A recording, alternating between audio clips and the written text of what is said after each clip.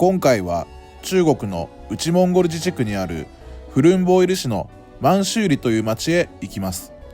フルンボイル市は人口約270万人。その中で満州里は人口約15万人で、中国最大の陸路国境貿易都市で、中国、ロシア、モンゴルとの三国国境地で非常に複雑な歴史的背景があります。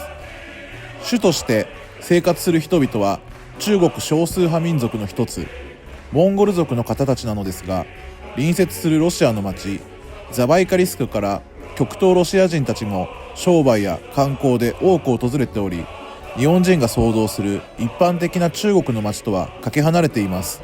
また今から80年前までここの国境地は日本が管理していた時代があります。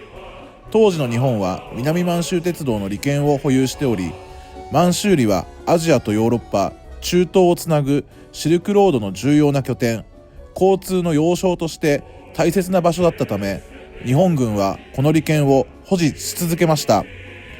このような辺境の最果ての地に日本製の SL が走り、日本人学校があり、日本のホテルまであったのです。今回はそんな満州里の町と三国国境エリアを深掘りします。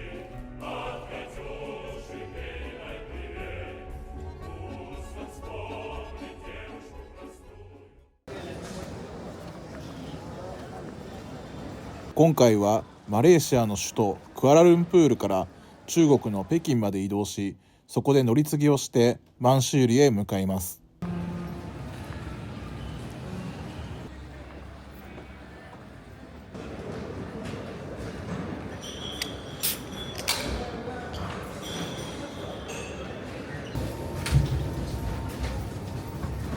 Was found at the security checkpoint.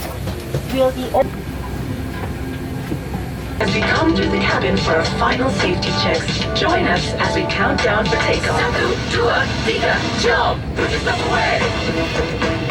No smoking! Fasten your seatbelts, put it on yourself before you put it on someone else. Find your life, best in your seat. Brace yourself and plan your exit. That's it, okay, let's go!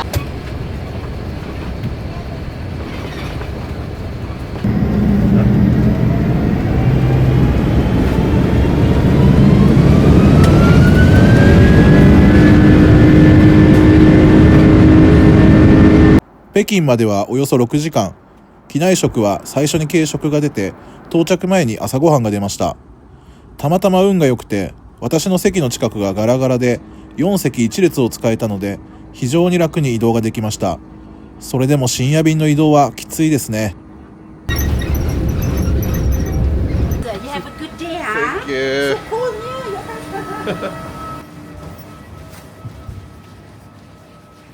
こちら北京タイ航空港から国内線に乗り換えて、内モンゴル自治区の満州里行きに乗ります。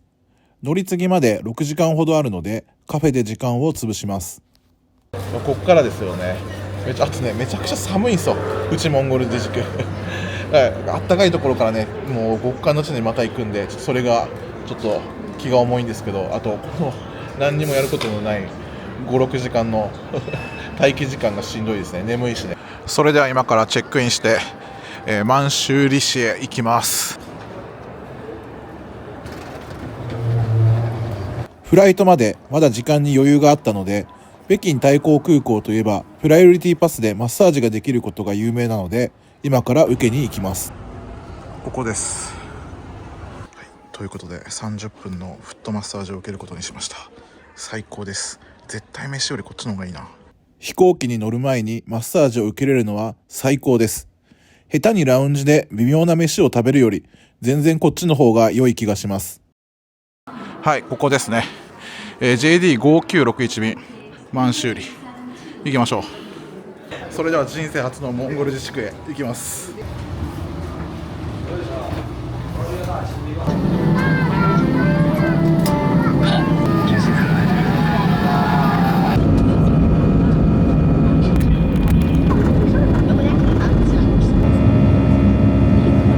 30分ぐらいが経ちました。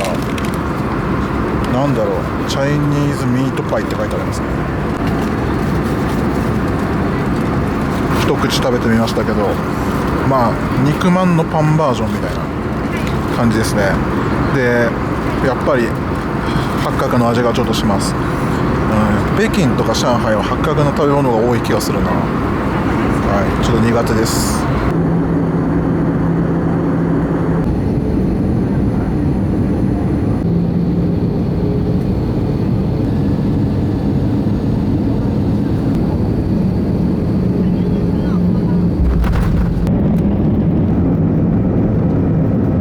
保持飞行模式，不要站立或打开。満州里空港着きました。今から飛行機に乗ります。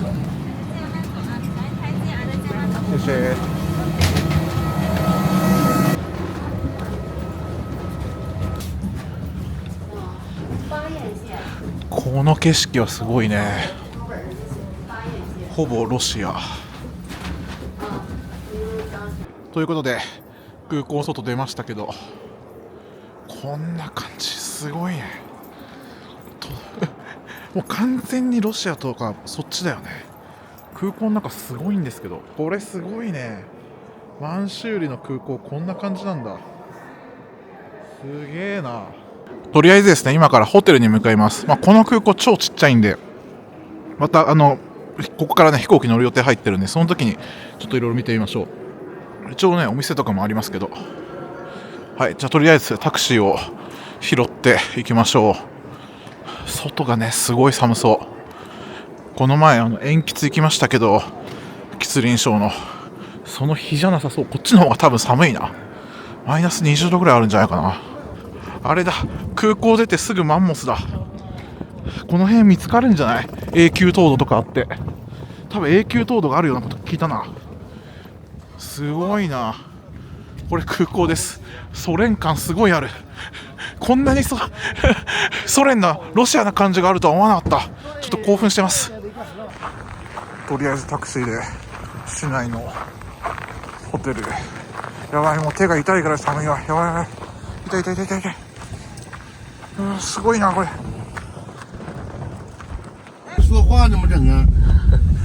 い、ということでタクシー捕まえました。ホテルに行きます。一発で日本人って分かったんで日本語を話しかけてきますね。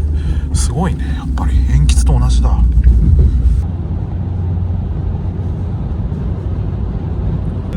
さよなら。ミシミシ。あとバカ野郎。バカ野郎。このおっちゃんさよならとバカ野郎が好きらしいです。ということでホテルに到着しました。今日泊まるホテルはここです。街がねすごいっすよこれ。あと空気がすごい綺麗ですね。でロシア語もいっぱいある。なんかちょっとあれだ、サハリンとかウラジオストクみたいな感じがしますね。こんな感じです。また後日ゆっくり街を見ます。とりあえずチェックインします。ホテルの中がもうロシアっぽいですね。すごい。ホテルの人もなんかロシアの服みたいなの着てます。マトリョーシカがいっぱい売ってるんだ。結構高いな。ということで部屋に入りましたが、予想以上にすげえ部屋でびっくりしました。こんな感じ。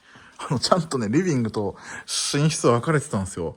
めちゃくちゃ良くないですかこのホテル。味わい深くて、これ一泊ね6000円ぐらいですよ。これで朝食付きです。で水も4本あって、でタバコはね全室吸えるらしいです。そういう概念が多分こっちはもうないね。多分田舎の方は。すごいっすよこれ部屋で。ホテルの目の前がねロシアンマーケットっていうなんか説明を受けたんですけど、ロシアのスーパーらしいです。ニーハオ満州里って書いてあるけど、でこの辺普通のコンビニとかもあるし、マッサージもあるし、ロシア料理屋もあった。で中華料理屋もあるから全然ホテルの目の前、ここ一番の繁華街らしいんで、はい、完璧でした。であとホテルの人がね今なんか説明してくれたんですけど、この絵とか飾ってあるんですよ。昔の満州里の。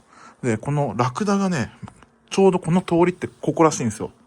これが昔ね中東からシルクロードを通って、このなんかイラン、イラッキーってイラクから来たみたいな歩いてきたっていうやつらしいですよ。すごくないですかこれ。すげえなと思っちゃいました。はい。で、もう広すぎますし、タバコ吸えるし、テレビもあるし、寝室は十分ですね。めちゃくちゃ暖房効いてます。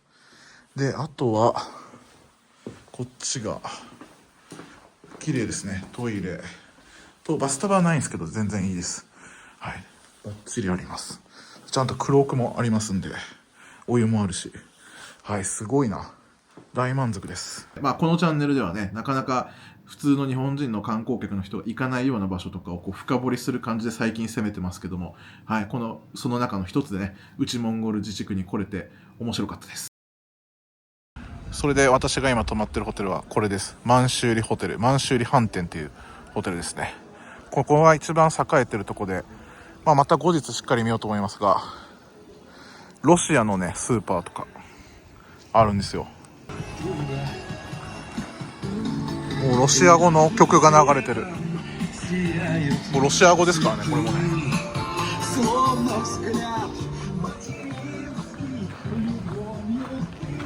あんまね、街としては大きくないんで、そんなに大規模じゃない。あ、すごい滑る。クソ寒いです。マジで寒い。こんな感じで、ロシア語を読める人なら、見えるんじゃないかな。読めるんじゃないかな、ちゃんと。で、これがね、ロシアン料理のお店。食べてる人いるかな。ちょっと食べたいっすね。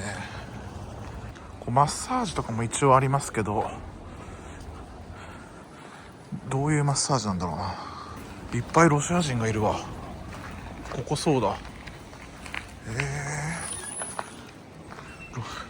ロシア人がいっぱいいるのちょっとなんかすごい異質感ありますね。ロシア人だらけだ。日本人いないから超目立つな。そんなにね、ないですね、食べるところ。さっきのロシア料理屋行ってみますか。雑貨みたいなお店ばっかな、ここ。でも一応ここ中心部なんですよ。まだこっちの通りあるけど。これでも中華料理か。まだ全然、さっき着いたばっかなんでね、よく分かってないです。ちょっとじゃあこのロシア料理屋入ってみますか。中入ったら結構お客さんいました。すごいいい感じ。すげえいいじゃん。雰囲気めちゃくちゃいいっす。はい、こんな感じでボルシチとかもありますね。ちょっと高いんですよ。なんかロシア料理だけじゃなくて、結構ね、チャイナ系の料理もあるんですよね。串焼きとか。適当に頼んでみます。ということで今食事をオーダーしました。メニューね持ってかれちゃったんですけど、はい、頼んだのはボルシチと、羊肉の串焼きと、あとロシアパンってやつを頼みました。でドリンクはコーラで、このなんかレモンのお湯をくれました。はい、器とかもすごい可愛いですよね。これがお店の名前なんですけど、で入り口でね、このロシア人のコックさんがパンとか焼いてました、窯で。はい、お店の雰囲気もめちゃくちゃいいですよ。外観からは分かんなかった。すごいね。めっちゃうまそう。熱々なボルシチきました。俺多分他の YouTuber と比べてボルシチ食べてる回数多いと思うな。しかも全部海外で、ウクライナ、ロシア、そしてこの内モンゴル。やべえやつだよな。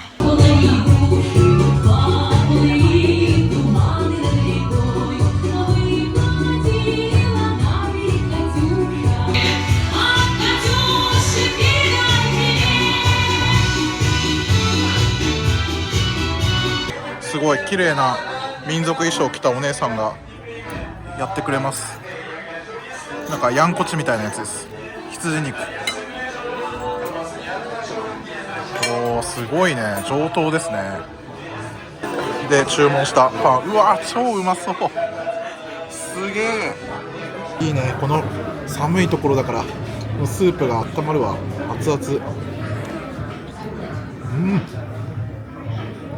めっちゃ熱々だ。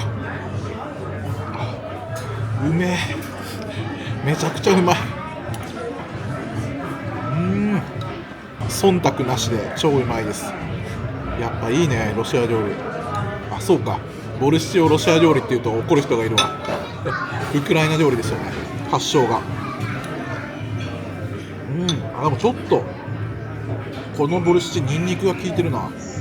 味はだいぶマイルドなコンソメスープみたいな味だけど、お肉も結構入ってる。めっちゃうまい。うわぁ、明日も食べこようかな。やばい、このパン超うまそう。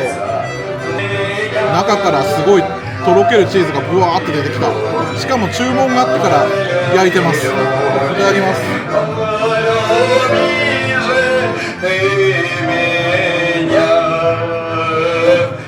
ちゃくちゃうまいわ。なんかチーズナンみたいな味です。あとこれもやばいっすすごい量だった羊肉、ラム肉ですね。ちょっとこれまずはタレもつけずに食べてみます。うまそう。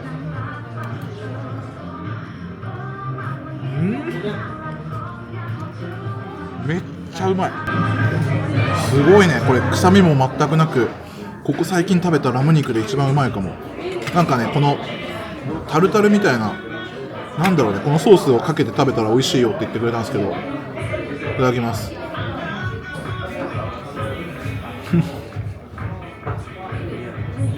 バカうまい。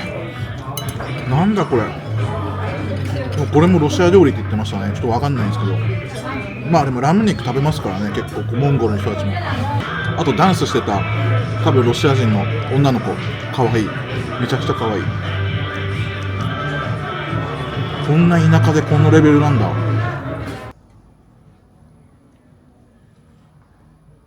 いやー、めちゃくちゃ美味しかったです。ロシア料理屋がね、この町にあるのは知ってたけど、このレストランがこんな風だとは知らなかったです。ショーも見れたし、まあとにかく本当に美味しかった。あれだけ食べて116元なんで、まあ、2500円ぐらいかな。この辺の多分物価を考えたら高いですよ。でもまああれだけ量もあったしね、出来たてだったし、接客もいいし、そう出来たてっていうのがいいね。熱々だったし。とりあえずもう寒すぎるんで今からホテルに戻ります。なんかやっぱりロシアにいる錯覚するな、ここ。匂いもなんかロシアっぽいというか、歩いてる人がロシア人ばっかだ。こんなところにまた漁師か。おはようございます。本日は2025年3月の15日、中国内モンゴル自治区フルンボイル満州里市に来ておりまして、現在2日目の朝になりました。2日目の朝になりました。動画の冒頭でもね、お話ししたとは思うんですが、こちらの満州里市はね、モンゴル、ロシアとの国境に、面している三国国境地帯でありまして、そちらが観光スポットになっているんですけども、前回のね、北朝鮮と、中国とロシアの三国国境みたいに、外国人はね、入れないんですよ。あっちの方が厳しそうなイメージあるんだけど、こっちのね、モンゴルとロシアと中国の国境の方が管理が厳しいみたいで、一切入ることができないです。日本を出発する前にね、いろいろ調べた限りでは、行けない感じではあったけど、実際行ってみたら入れるかもしれないっていうちょっと希望を持ってね、来たんですけど、中国の 5A 観光地なんですよね。これは基準がいろいろあって、5A、54、53とか、一番その重要なものとして管理されている、エリアなんですよ。でそこをね、いろいろ私攻めてるんですけど、ここはちょっと入れないということで、もう諦めました。ただね、今言った通り、これ満州里市はこの国境が唯一の観光スポットみたいなところなんですよ。で、三国国境をこう見渡せる、その区画、整備されたエリアには入れないんですけども、昨日ね、空港からこのホテルに来る時にその話をね、タクシーのドライバーの人と翻訳しながら話してたら、本人のね、仕事の営業っていうのもあると思うんですが、私が明日良ければ、その三国国境のその中には入れないけど、その近くとか、国境ギリギリの場所とかに案内しますよっていう、提案をいただいて、もちろんお金を払うんですけども、今日の午前中ね、そのおっちゃんに託してですね、ちょっと国境、特にロシアとの国境の方に行ってみようかなと思います。モンゴルの国境はね、ちょっと厳しいみたいで、距離的にも。なんで、ちょっとおっちゃんに任せていくという感じで、ちょっと今日はこの午前中ね、行こうと思います。その後戻ってきてからちょっと街をね、まだ見ておりませんので、一人で見てみようかなと思っております。で、今から朝ごはんがあって、こちらのホテルのね、朝ごはんね、チャイニーズとロシアン2つ選べるということで、昨日電話かかってきたんですよ、部屋にね。なんで、今回ちょっとロシアンを選んでみましたので、早速食べに行ってみましょう。ということで、こちらが朝食会場です。かなりおしゃれな感じの朝食会場ですね。こうマトリョーシカみたいなのがありますけど、爪楊枝ですね。朝からウォッカがあるんですけど、すごいね。この辺は自由に食べていいやつかな。お菓子とかサラミもありますね。これロシア産のサラミじゃないかな。これあれだ、ロシアの人たちって紅茶をね、ジャムを入れて飲むんですよね。懐かしい。ということで、こんな感じのセットメニューだったんですけど、すごい量がありました。これロシアン朝食ですね。目玉焼き2つ、ベーコン、黒パン、ハムステーキみたいなやつと、でっかいソーセージと、昨日の夜も食べましたけど、ボルシチ、フルーツ、サラダですね。サラダごまどれですね。素晴らしい。飲み物頼んだらこのまま来たんですけど、1本新品。何のジュースだこれ。リンゴとかなんか入ってんのかな。完全にロシアのやつは中国じゃないですね。読めますかこれ。こんなに朝ごはんが豪華だとは思わなかったな。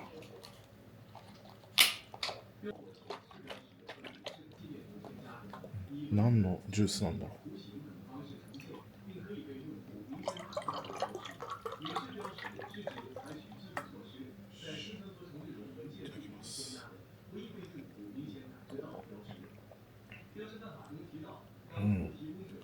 リンゴジュースみたいなミックスジュースぐらいな感じですかね。これもう普通の日本のサラダと変わらないですね。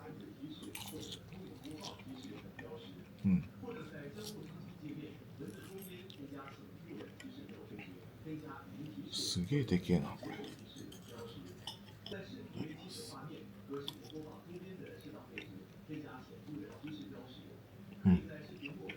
八角臭くない。美味しい。ボルシチ。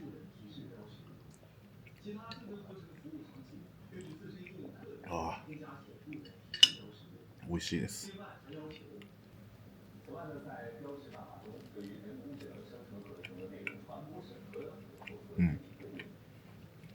普通に美味しい。お客さん私しかいないんですけど、泊まってる人もしかして俺だけなんかな。そんなことないよね。チェックインの時誰かいたから。すごい静かで。今日土曜日ですけどね、普通だったら混んでそうですけど、全然人いないんだね。それではですね、今からちょっと街をね見ていこうと思います。さっき言った通りで、タクシーのうんちゃんが、ここにね9時に迎えに来てくれるんで、ちょっと午前中はちょっといろいろ案内してもらおうかなと思います。この街もね、昨日ちょっと夜見ただけで、まだこの通りとか見てませんので、ちょっと今日見ようかなと思っております。素晴らしい快晴です。空気がね綺麗ですね。全然綺麗です。まず最初にね、ロシアとの、国境のところをね連れてってもらおうかなと思っておりまして、そこを見るのと、あと満州里駅で、あとできたら博物館とか午前中で行けたらいいなと思ってます。ということで、今合流したのはタクシーのドライバーさんの奥さんでした。奥さんと一緒に行ってくれということで、旦那さんはね仕事で行けないそうです。これは予想外だった。今ちょっと国境の方に行ってもらいます。だいぶ栄えてますね。すごいな。まさかのハローキティ。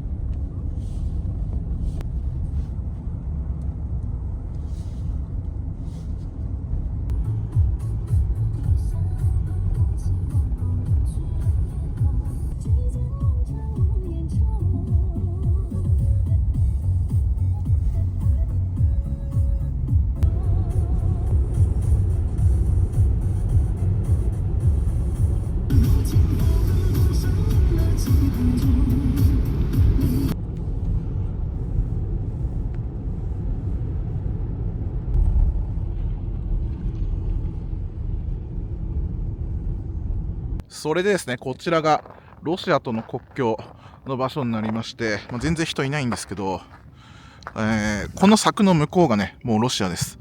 で、そのギリギリまで今、連れてきてもらいました。すごいね。本当はね、あれが国門って言って、あん中も入れて、すごい一番行きたい場所なんですけど、このフェンスから先は日本人は行けないんです。ここまでしか来れない。で、この先が見えにくいですけど、ロシアですね。こんな感じなんですよ。最果て感ありますね。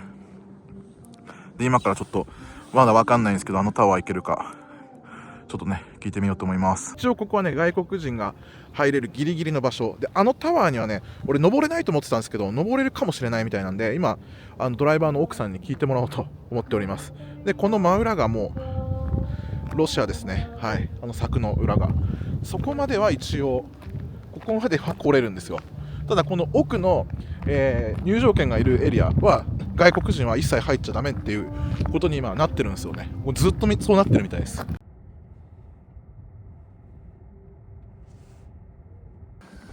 はい、とりあえずちょっと今からこのタワーにね、日本人入れるかちょっと奥さんが聞いてくれるらしいんで、なんかこの奥のね敷地の国門はダメなんですけど、タワーは入れるんじゃないかっていうことで、もう実はこのタワーめっちゃ入りたかったんで、三国国境が見渡せるんですよ。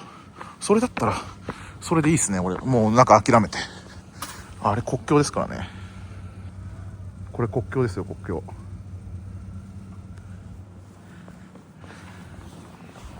谢谢。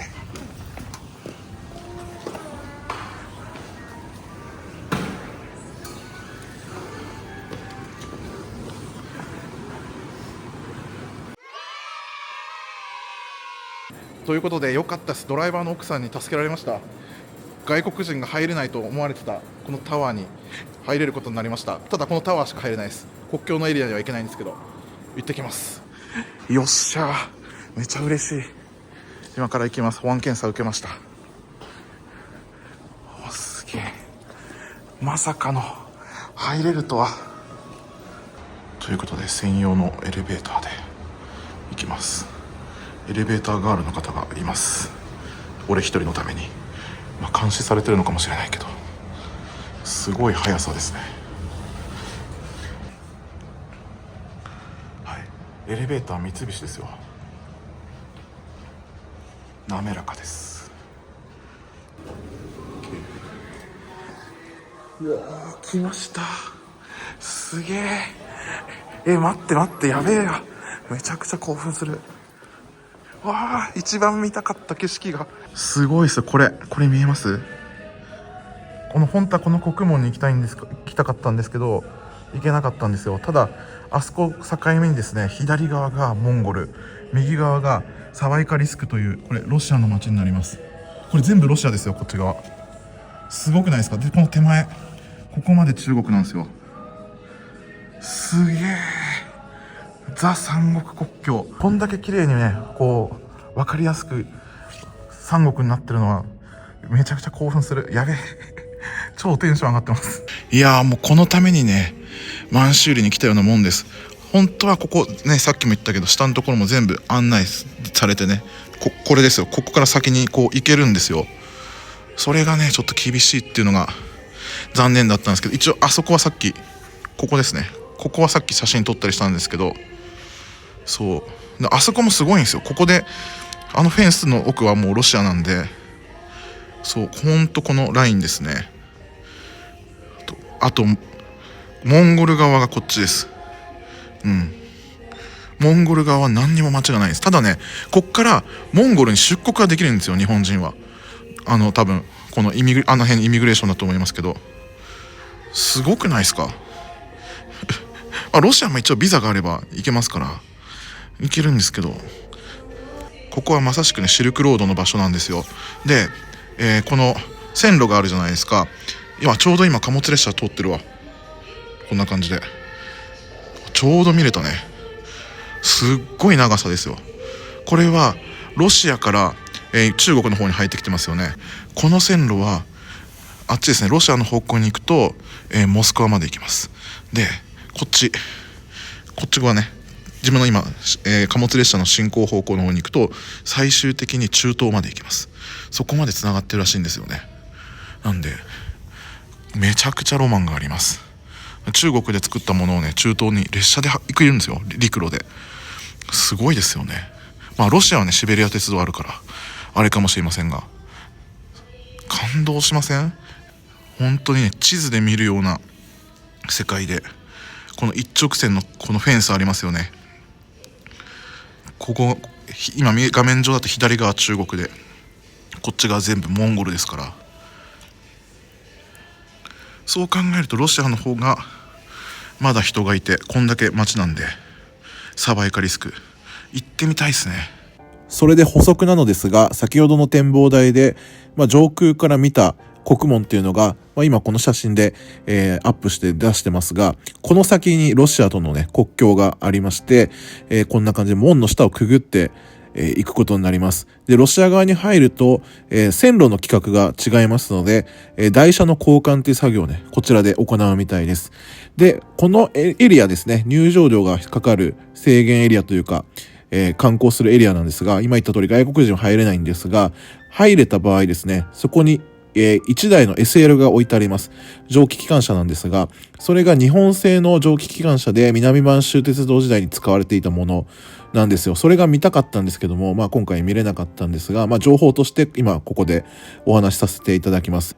後から満州里博物館に行って同じようなことをちょっと説明するんですが、先に言っておくと、その蒸気機関車は毛沢東さんが、旧ソ連にですね、モスクワに初めて外遊に行くときに、乗った SL ということで、それが記念で飾ってあるんですよね。もともと日本製で日本が整備した、この南満州鉄道をこう走っていったという、そういった歴史があります。ということで、念願のこのね三国国境タワーに入れたんで、もう私は満足です。いやー、ここに入れないと思ってたからね、すごいわ。しかも今入ってるの俺だけだよ。誰もいない、土曜日なのに。で、ちなみに入場料はね100元でした。とりあえず今から一旦下に降りますね。お土産とかあったんでちょっと見たいです。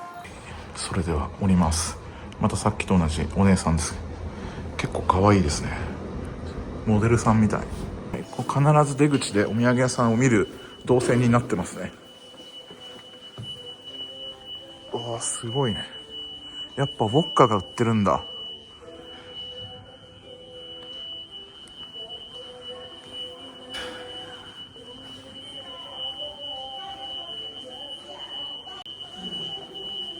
あとはね、この辺なんか宝石とか水晶がたくさん取れるみたいで、そういうの売ってますね。ジュエリー好きの人はいいんじゃないでしょうか。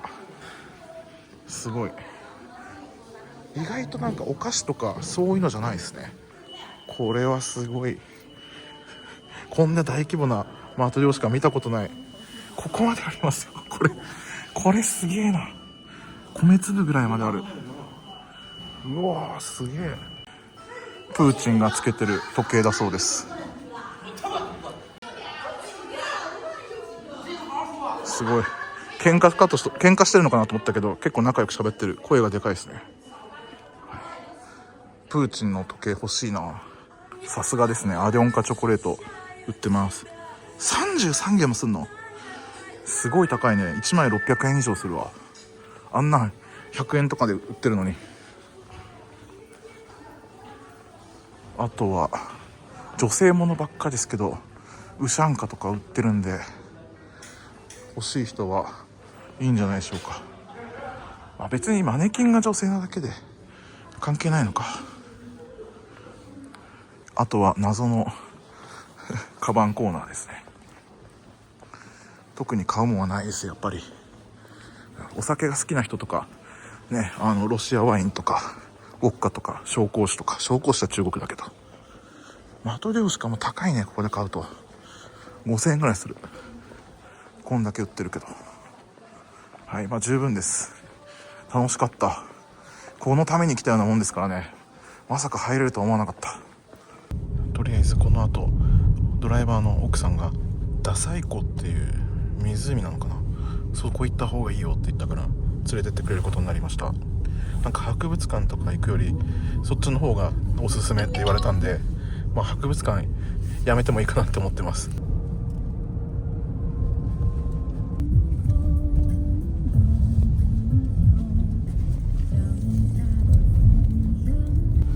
これが満州里駅、今一応寄ってもらいました。完全にね作りがもうロシアの影響を受けてるんですよ。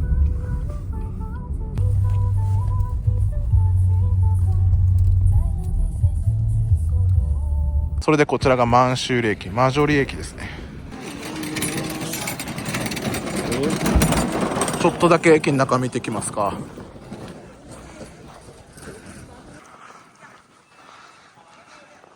すごいよねこれ。ロシアしてる。駅の中はね普通ですわ。普通の中国の駅と変わんなかったわ。なんかすごい天井がすごいとかそういうのはなかったですね。一応ちょっと見に来たっていうだけなんで、あと切符買わないと中入れないから、まあ、これはこれでもう終わりにしましょう。はい、それでは奥さん一押しの湖に連れてってもらいます。ちょっと自分の知らなかったんで、そんな湖があるのを、ここ博物館行くよりいいよって言うんで行きます。この後ね湖に行くって話だったんですけど、なんか奥さんの子供かなんかちょっとなんか用事ができたみたいで早く帰りたくなったけどいいって言われたから、まあ行くのやめることにしました。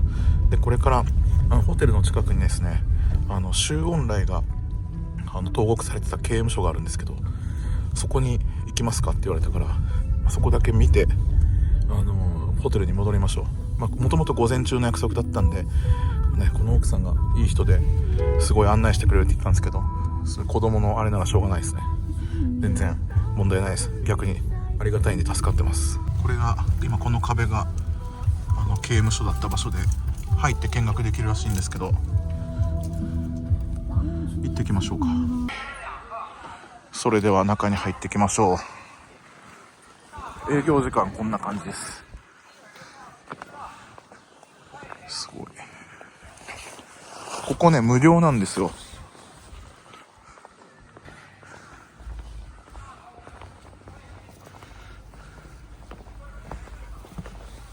はい。なんとね外人の俺がダメらしいです。そんなことないと思ったんだけどな。入ってる人いたと思うんですけど、今断られて出てくように言われました。はい。まあ奥さんが中国人の方が聞いてるから間違いないでしょ。残念だな。結構厳しい。とりあえずさっきの刑務所中入れなかったんで、まあどうしようかって話になって、で内モンゴルのレストラン行きますかって言われたから、ちょっとまだ昼としては早いんですけど行くことにしました。お店だけ教えてくれたらね自分で行きたいんですけど、この人といると早く帰らないといけないから結構巻きモードに今なってるんで全然ちゃんと見れない。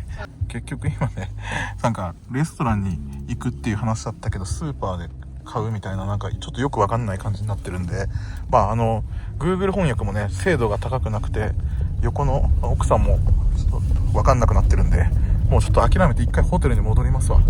ホテルに戻ってホテルの人に聞いた方が早そうなんで、ここまで、ね、車出してくれてもうそれで一旦感謝してるんで終わろうと思います。そうなんかね、なんだろうね、こういい人なんだけど自分の行きたいところに行く感じになってるんで、僕の行きたいところじゃないから一回やめます。とりあえず今から内モンゴルレストランに行きます。ちょっと早いけどね、まだ10時43分。ここのレストランが内モンゴルの、名物料理のお店らしくて、で奥さんね食べないって言ってるから俺一人で食べてきます。今こちらのなんか名物料理屋でもういきなりちょっとよくわかんないんですけど、肉を選べって言われたんで羊かビーフか羊を選びました。羊がメインらしいです。これ内モンゴルの人たちの伝統料理、ちょっと中国っぽさもあるけど、ちょっと自分も分かんないままどんどん注文が進んでいったんですけど、あんまちょっと量は食べれませんっていうのを伝えて、少しだけ羊肉の多分スペアリブみたいなやつですね。それは内モンゴルのなんか手持ち肉って出るんですけど、翻訳すると多分別の名前があると思いますが、それと伝統的なスープ頼みました。で飲み物は、はい、スプライトにしました。あとタバコ店内で吸えるということで灰皿もくれました。いい人たちですよ。めちゃくちゃいい人たちです。ただちょっと展開が早すぎて自分がついていけなかったです。もうちょっとゆっくり見たかったんですけど、早くみたいな感じで、ございました。タレですね。ああ、OK。つけだれだそうです。このつけだれすごいいい匂いするな。今この匂いは伝わらないと思いますけど、ニンニクとなんかハーブみたいな匂いですね。パクチーとかそういう八角の匂いじゃなくて、すごい日本人が好きそうな匂いですね。すいません、店内でタバコ吸えるのめちゃくちゃいいですね。普通に吸えますからね。いやちょっと午前中濃厚でしたね。いろいろ見れたんで、ちょっと刑務所入れなかったの謎ですけどね。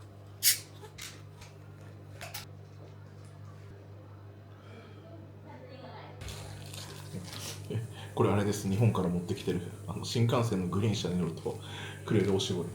あんまり手を拭くとかそういうのはないですね、こっちは。やっぱり三国国境を見れたのがすごい良かったですね。タワー入れないと思ってましたから、やっぱり何でもあれですね、諦めないでチャレンジすることが大事ですね。あれはすごいですよ。多分おそらくあそこに行ってる日本人 YouTuber の動画なんか多分ないと思うな。自分もこの最果てのね、あそこは行きたいと思ってたから、すごいもう今まだ高揚してます。気分がすごい景色良かったしね。ドライバーの人もいい人だし、いや恵まれてますわ俺は。ちょっと名前は分かんないんですけど、これが内モンゴルの定番のスープ麺、スープだけだと思ったら麺もがっつり入ってるんですね。結構量ありますね。麺もやっぱりこう中国のやつと若干違いますね。モンゴルとかのあっちの雰囲気がある。いただきます。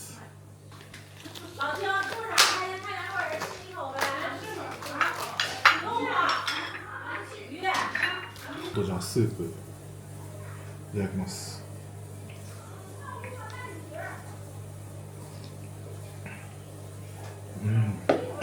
不思議な味だな。別に全然うまいんですけど、割と醤油ラーメンみたいな味がしますけど、こってり系の醤油の味がしますね。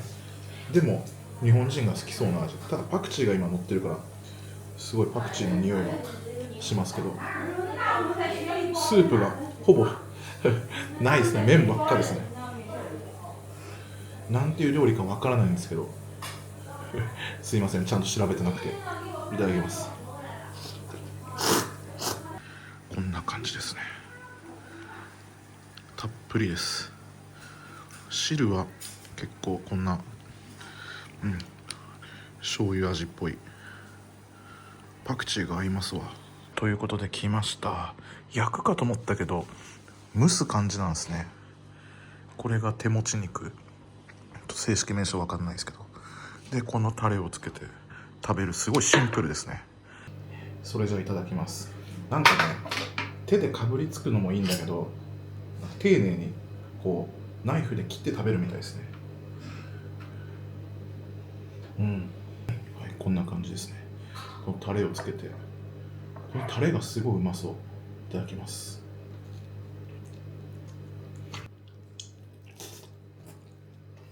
普通に美味しいですね。焼いた方が俺いいような気がするけどな。まあこれはこれでこっちの食べ方なんでしょうね。このタレがね、なんかなんて言ったらいいんだろうね、ジェノベーゼみたいな。バジル入ってると思うな。バジルとニンニクと油と塩って感じでシンプルなんですけど合いますね。なんか日本人が絶対好きな味だと思います。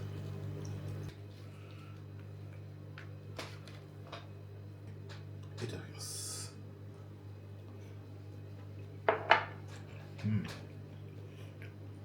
臭みとかはないですね。羊の普通にうまい。内モンゴル料理は食べたことなかったですけど、モンゴル行った時にね、羊料理のこういう感じの確か食べて、あんま美味しくなかったんだよね。こっちの方が美味しいですね。これは全然羊苦手な人でもいけると思う。シンプルに蒸してあるというか茹でたんかな、だけだからそれをタレつけて食べるっていう、なんかシンプル料理で美味しい。ということで食べ終わりまして出てきました。さっきね頼んだメニュー、スプライトと麺と、羊のスペアリブのもの、これ合わせて96でした。だいたいまあ2000円ぐらいって感じですかね。そんなに安くはないかも。それでは一旦ホテルに戻ります。ということでホテルに戻ってきてちょっと休憩してたんですけど、今からね街をちょっと見ていこうと思います。先ほどですねタクシーのドライバーの奥さん、女性の方はその博物館なんか行っても面白くないからって言ってたんですけど、結構ホテルから近いんでね 1,2 キロぐらいなんで歩きながらそこにも行ってみようかなと思います。せっかく来たんでね。本当にロシアのものが売ってるお店がいっぱいありますからね。ここだけじゃなくてちょっと後で入ってみたいと思います。天気が抜群に晴れてて最高ですね。こう今街をすれ違う人たちもこれロシアの人ですね。サバイカリスクの街からね多分ね来れるんですよ彼らは。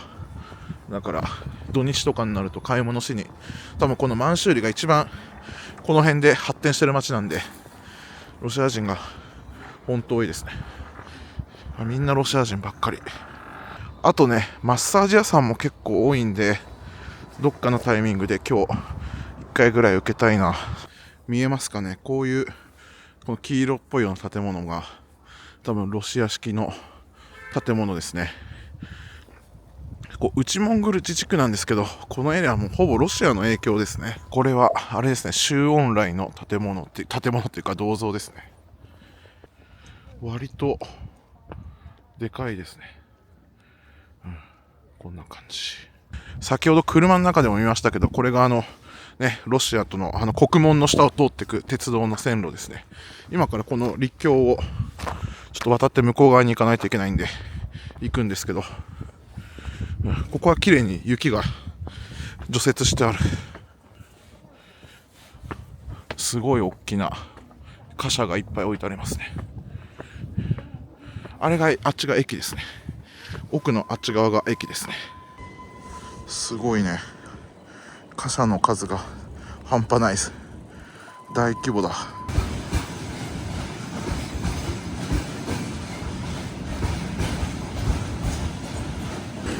もうこの感じがね、もう何度も言ってるけどウラジオストクに行った時の雰囲気にそっくりなんですよ。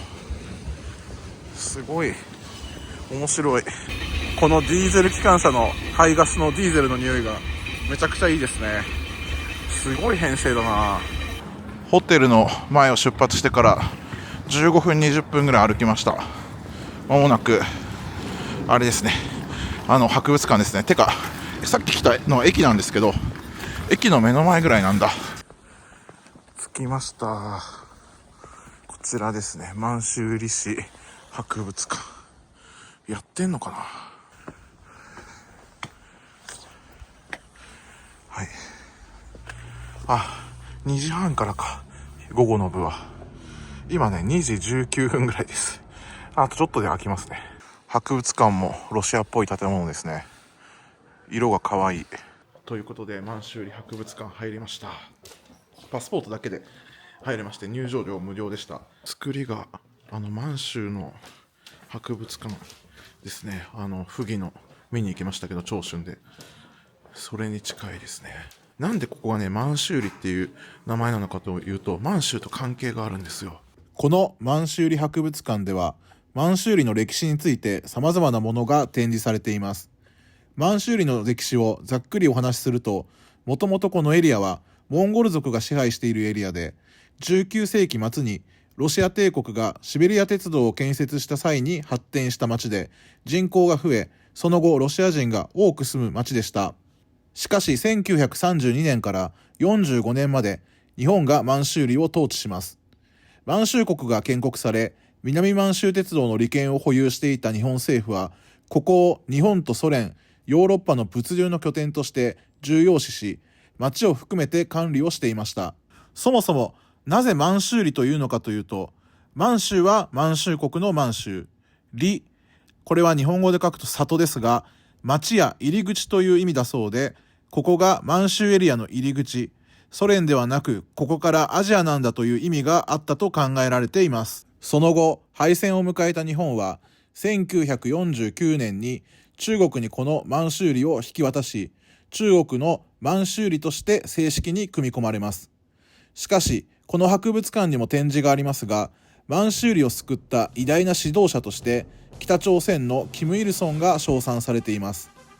旧満州国は朝鮮族との支配エリアにも影響があり、当時中国とソ連のバックアップを受けていたキム・イルソンは北朝鮮軍を率いてこの地から日本軍を追い出して撃滅したということになっており、キム・イルソンのおかげで今の満州里が中国にあるという結論になっているそうです。歴史的に果たしてそれが本当なのかは分かりませんが、一つ言える事実は、もともとはモンゴル族の支配エリアだった場所をロシアが支配し、その後日本が統治しインフラなどを整備した。敗戦後はなぜか中国がこの地を手にしているという事実です。その後中国の指導者である毛沢東はこの満州里から日本製の蒸気機関車に乗って就任後初の海外外遊としてモスクワへ移動しています。当時毛沢東が乗車した日本製の SL が三国国境近くの国門に展示してあり、この博物館の中にもこの SL がレプリカとして展示されています。後から知ったのですが、この博物館の建物が当時の日本が建設した日本人小学校の校舎だそうです。当時は満州里ホテルという日本人の要人が泊まる専用のホテルや日本軍の駐屯地や警察署などもあったそうです。ということでこんな感じでですね、満州里博物館見てきました。結構広かったですね。1階と2階に分かれてて、無料で入れるっていうのがいいのかなとは思いますけども、初めて満州里という町をね知った人もこの動画でいると思うんですけど、やっぱ満州国とつながっててね、日本が一生懸命利権を守ってた部分もあるんですが、やっぱこういうところに来るとね、どうしても日本は負けたんでね、そう極悪非道の悪いものになってることが高いんですけども、やっぱここもなってました。もともと内モンゴルのあれですからね、ちょっと複雑だなと思いましたね。それでは来た道を戻って町の中心部の方に帰ります。今日午前中案内してくれたタクシードライバーの奥さんの女性の、ね、方が博物館行っても面白くないよって言って行くのやめなよって言ってたのって、多分気を使ってくれてたかもしれないですね。自分が日本人だから、ああいうとこ自分行くの好きなんで、大体中国の歴史資料館的なとこ行けば全部日本が悪いって感じになるんですよ。なってるんだけど、それ知ってるからきっと優しさで言ってくれたのかもしれないですね。そう考えるとめちゃくちゃいい人ですね。ありがたいです本当に。方向的にはこの線路の先がロシアですね。すごい物流の、拠点ですよ。活発ですね。それでは街中にいっぱいいろんなところにあるんですけど、このロシアスーパー、ロシアマーケット行ってみましょうか。やっぱりお酒ばっかりだね。ウォッカとかトマト漁師か。高いのかな。でもこの辺だったら安いか。125元とか。ちっこいやつだと55元だね。マト漁師かのなんか適正価格わかんないからよくわからんけど。ベルーガですね。これなんかロス旅さんに前教えてもらって一番ロシアで高い高品質なウォッカですよね。350元ぐらいです。今日朝ホテルで飲んだジュース、ロシア産のジュースとかサラミとか結構売ってますね。この辺の日用品も結構ロシアのものが多いんじゃないかな。中国製じゃないですね。珍しいですね。生ハムの原木が売ってます。先ほどのロシアスーパーでウォッカ1本だけ買いました。僕は飲まないですけど親戚のおじさんに渡そうと思って買いました。500ml で80元ぐらいの、そんな高いやつじゃないですけどね。あとはちょっとブラブラしてマッサージ行きたいんだよな。至るところにあるからまだまだこの先にもあるんですけど、もう喋ってる声がロシア語ですね。スパシーバとハラショーとそれぐらいしか分かんない俺は。皆さんロシア人だ。すれ違う人全員ロシア人。このなんかデパートでかいですね。皆さん入ってくんで中入ってみようかな。これでも中お店だな。ホテルの横だけどちょっと入ってみようか。完全にロシア語しか書いてない。中国語すら書いてないわ。だからなんか完全にあれかな、ロシア人向けのスーパーマーケットかな。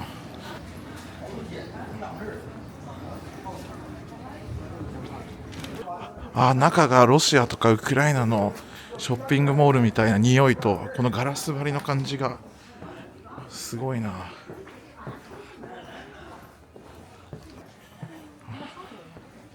めっちゃ広いな。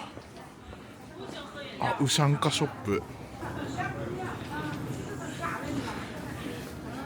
かわいいね。こうウシャンカの品揃えめちゃくちゃいい。すごい、めちゃくちゃ巨大なスーパーですわ。ここは結構中国のもの売ってますね。綺麗です。八角の匂いとか結構しますね。がっつり日本のものも売ってるわ。焼肉のタレとか、この辺おたふくソースとか、ごまドレッシングだねこれ。すごいね。こんな満州里まで日本製品ががっつり届いてるとは。超内陸の場所だから、こう魚とか手に入れるの大変だと思うんですよね。淡水魚以外はすごい充実してる。これ魚かと思ったら山椒魚だわ。食べるんですよねこっちの人たちって。日本だと天然記念物だから。あとカエル、スッポン、うなぎ、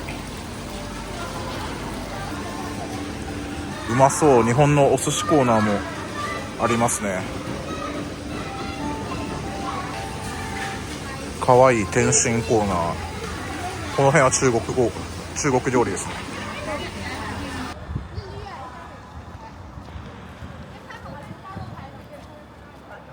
ホテルから近い、昨日ロシア料理食べたんですけども、その近くっていうかその隣ぐらいにマッサージあったんで、今から行こうと思います。もう寒すぎてね、歩くのしんどくなってきた。でも飯もね、昨日食べたこの店なんですけど、この店めっちゃ美味しかったから、もう一回行きたいな。この辺何軒かマッサージがありますね。このなんか路地の裏の若干怪しいんですけど、行ってみましょうかね。店内入ったけど誰もいなかった。次の店行きましょう。どこかで花火が鳴ってますけど、どこか分かりません。中国はやたら花火上がりますからね。このマッサージ行ってみますか。いくらするんだろうな。ということでマッサージ店入りました。フットマッサージと頭のヘッドマッサージ、1時間20分かな。はい、それでだいたい100元ぐらいです。安いです。なんかまた薬草みたいなやつでめっちゃいい匂いしますね。満州里でマッサージです。お兄さんはね、なんかちょっと顔が中国人じゃないですね。モンゴル系の人かも。で、日本人って今伝えたらなんか肩をパンパンって叩かれました。笑顔になって。すごい警戒されたんですけど、日本人ブランド強いよね、ほんと。ということでマッサージ終わりました。もう最高でした。一気に疲れが取れました。いやー、お腹空きました。それではマッサージで疲れも取れたんで、最後晩ご飯食べてからホテルに戻ります。すいません、ネタ的に面白くないんですけど、昨日食べたロシア料理がうますぎたんで、もう一回行きます。はい、ということでまたお店に入りまして、昨日とねメニューちょっと被ってる部分あるんですけど、1個違うのは頼みました。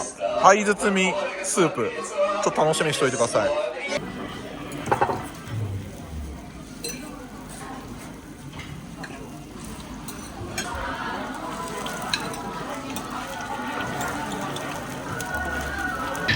まさかこのスタイルだとは思わなかった。自分でパイを崩しながら食べるのかと思ったんですけど、パイはパイで別で取り上げられて、こう中身出してくれるんですね。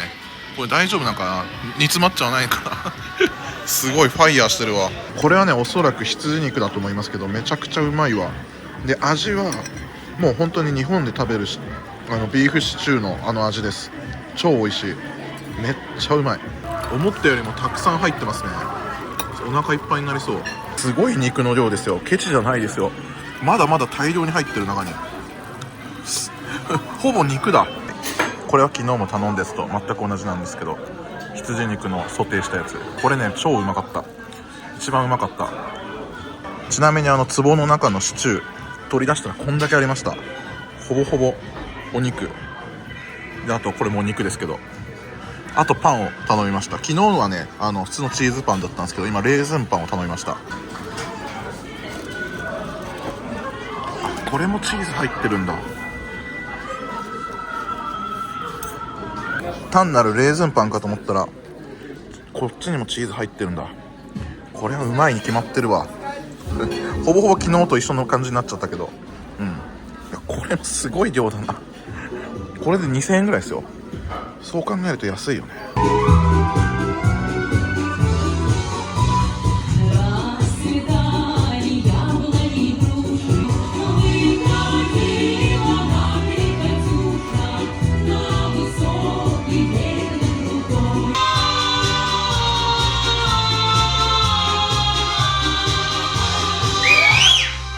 ということで今回こんな感じでですね、内モンゴル自治区のフルンボイル満州里市にですね滞在してみた、この動画でねお届けしたと思います。で特にメインの部分はこのモンゴル、ロシア、中国の三国国境地で、実際に三国国境のね、一望を皆さんにお見せできたんで、あんな感じなんですよ。動画内でも説明はしましたけど、この満州里というねこの地名ね、満州国の満州そのまま入ってますし、やはりね当時の日本の影響力っていうのもありまして、すごいなっていうふうにね学べば学ぶほど、こういったこと好きな人にとってはね非常に貴重な映像になったのかなと思います。特に国境マニアの方ね、三国国境っていうもの自体がそんなに地球上にたくさんあるわけではありませんので、この我々が住んでる東アジアでもね、中朝露の国境と、あとここですね、はい、モンゴル、ロシア、中国、この辺が近くてかなり、大規模な三国国境地という風に、なっておりますのでね、ここに来るのが夢だったんで、はい、実際に来れてよかったです。見てみるとね、横にあるロシアの街からね、多分簡単に彼らは来れるんですよね。買い物に来てる人たち多いですし、ロシア人だらけだなと思いました。で、あと中国人の人ももちろんいますが、肝心のね、内モンゴルの方々っていうのはあんま見なかったなと思います。で、今、フルンボイルというね、エリアにいるんですが、フフホト市というのがあるんですよ。